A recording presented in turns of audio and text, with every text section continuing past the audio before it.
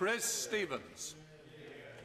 Thank you, Mr Deputy Speaker, for allowing me the opportunity to participate in this debate and make my maiden speech in this chamber. Congratulations to you on your re-election, and also just to praise the maiden speeches we've heard so far from the members for Bexhill and Battle and South East Cambridgeshire, despite our political and, as was outlined, historical differences. I hope, Mr Deputy Speaker, you will be patient with new members as we get to our new surroundings.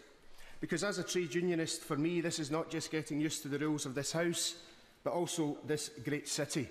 A fact that was underlined to me when I was in the London Underground and honourable friends told me I had to stand to the right at all times. I retorted, never. However, Mr Speaker, I have been assured by many experts that this is to do with health and safety and regulation, so I assure the House that I will comply with that request. That's on the tube, not in here. I want to thank, Mr Deputy Speaker, the voters of Glasgow South West for giving me the honour and privilege of representing them in this Parliament. And I want to pay a genuine and gracious tribute to my immediate predecessor, Ian Davidson. Ian Davidson served this House for 23 years, laterally as the Chair of the Scottish Affairs Committee. He was a strong champion for workers' rights, including his work on blacklisting, and I pledge to take on that work and take that forward in my time here. He was a robust debater. He was always civil and respectful to me, but as they say in Glasgow, there was always a fair bit of banter. And indeed, in his maiden speech on the 19th of October 1992, he said of his immediate predecessor, Jim Sillars, "I think my predecessor made a contribution to Scottish politics which should not be underestimated or overlooked, even by those who disagree with its content or style or both." So let me gently but firmly associate myself with the words of my immediate predecessor about my immediate predecessor. And I take the opportunity to wish Ian well in whatever he decides to do next. Glasgow South West is an area rooted in the history and struggles of the working class, with a long tradition of representatives who fought for the underdog and gave voice to the voiceless.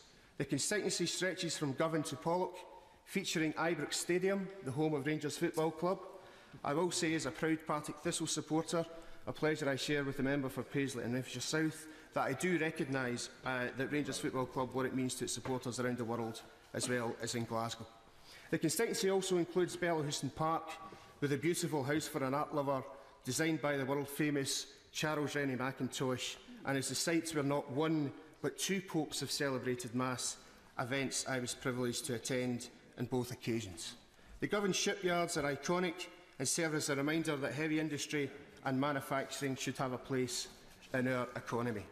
We have a constituency which is rich in history, but I just want to expand on one more, and that is, over the next 3 years, all nations of the UK will commemorate the sacrifices of the forebearers made in the First World War.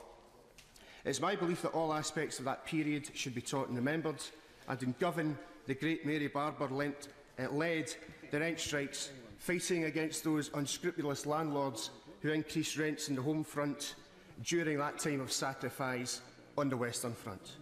It may be a century ago, Mr Speaker, but we've come full circle as exploitation of one of the most basic human needs, that of shelter and a place to raise a family, is once more a key issue in this Parliament, and the Mary Barber Association do fantastic work. There isn't enough time for me to tell the stories and outline all the hopes of all the people in my constituency and the communities, but I was struck by how they all want a message delivered loud and clear that they and their families deserve better. We've heard much, Mr Speaker, on the importance of fostering aspiration and celebrating wealth creators. I believe, Mr Speaker, everyone has aspiration, and it concerns me when the welfare debate is reduced to judging who is deserving and undeserving, seeking the politics of grievance and envy, sowing the seeds of division within our communities.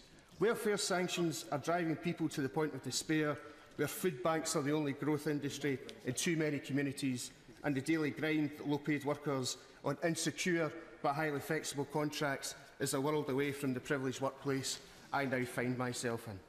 I was elected, Mr Speaker, to speak truth to power in this place and stand up for the real wealth creators, the low-paid, long hours insecure workers who show up and keep the economic wheels turning despite the poor treatment too many receive at the hands of their employers.